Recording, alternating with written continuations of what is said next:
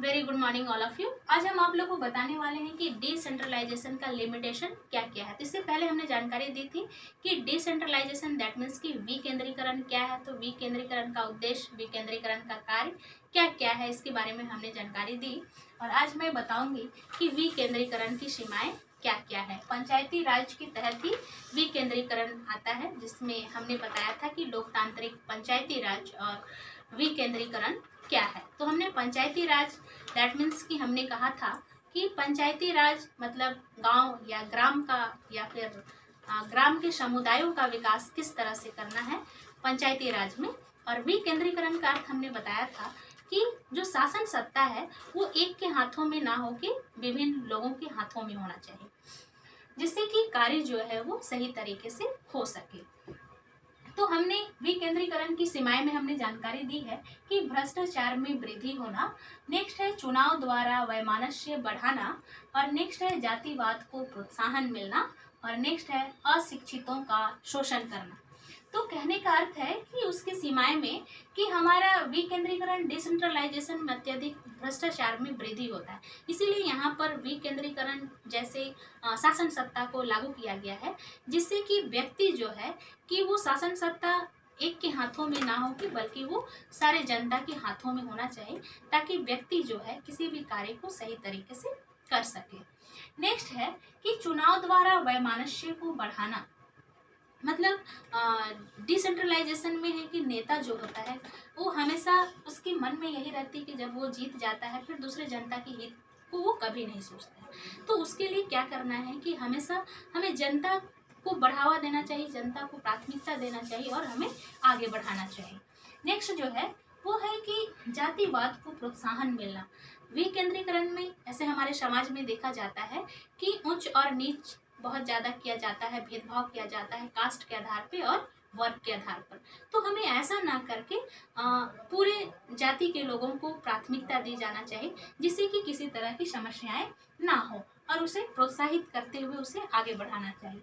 Next जो सीमाएं हैं वो है कि अशिक्षितों का शोषण।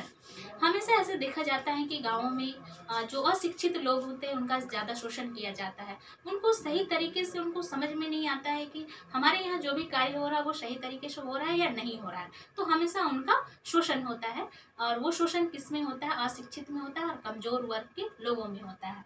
तो हमने विकेंद्रीकरण की सीमाएं बताई, और अब मैं विकेंद्रीकरण की सफलता का सुझाव क्या है उसके बारे में मैं जानकारी देना चाहती हूँ। तो पहला जो है कि पहला सुझाव है वो है कि ग्रामों में राष्ट्रीय एकता, और नेक्स्ट है शिक्षा का तीव्र विकास, और नेक्स्ट है सरकारी कर्मचारियों द्वारा सुझाव, नेक्स्ट है कि कार्यकर्ताओं के प्रशिक्षण की व्यवस्था करनी चाहिए, और नेक्स्ट है अधिक बैठकों द्वारा संपर्क में वृद्धि करना चाहिए। तो ग्रामों में राष्ट्रीय एकता, ऐसे भी हमारा भारत देश जो है विभिन्नताओं में एकता का देश है, तो हमेशा जो ग्राम में हमेशा यूनिटी होनी चाहिए, तभी जो हमारा ग्राम है, गांव है या समाज है वो डेवलप करेगा और आगे बढ़ेगा, इसीलिए एकता होनी चाहिए। नेक्स्ट जो सुझाव है वो शिक्षा का तीव्र विकास होना चाहिए। अधिकतर हमारे अधिकांश भारत देश जो है कृषि पे आश्रित रहता है और उसकी आर्थिक स्थिति अच्छी नहीं होती है, उनका जो लेवल होता है वो कम होता है। इसलिए यहाँ पर कहा गया है कि शिक्षा पर अगर हम ज़्यादा जोर देते हैं, अगर लोग ज़्यादा शिक्षित हो जाते हैं तो वो अपना जीविकोपार्जन के जो है वो सही तरीके से कर पाते हैं। इसलिए यहाँ पर कहा गया है कि सबसे पहले हमको डिसेंट्रलाइजेशन में शिक्षा पर जोर दे और शिक्षा को बढ़ावा दिया जाए। नेक्स्ट जो है वो कि सरकारी कर्मचारियों द्वारा सुझाव। हमेशा अगर हमारे गांव को या हमारे समाज को अगर विकास की आवश्यकता है तो हमको हमेशा सरकारी कर्मचारियों से सहायता लेना चाहिए, जिससे कि विभिन्न तरह की योजनाओं को लाया जा सके और विभिन्न तरह की योजनाओं को लागू किया जा सके, जिससे कि हमारा समाज और ग्राम दोनों जो है वो विकसित होगा। नेक्स्ट जो है वो कि कार्यकर्ताओं के प्रशिक्षण की व्यवस्था करनी चाहिए। हमेशा अगर हमको समाज को आगे बढ़ाना है या समाज को आगे ले जाना है तो उसके लिए हमेशा जो वहाँ पर जो कार्यकर्ता है उनको हमको बढ़ावा देना चाहिए, और उसको बढ़ावा के साथ साथ उसको विभिन्न तरह के प्रशिक्षण कार्यक्रमों की व्यवस्था कराई जाए, जिससे कि समाज भी साथ में आगे बढ़ेगा और वहाँ के लोग भी शिक्षित होंगे और लोग के साथ हमारा समाज भी एक कदम की ओर आगे बढ़ेगी। नेक्स्ट जो है वो है कि अधिक बैठकों द्वारा संपर्क में वृद्धि।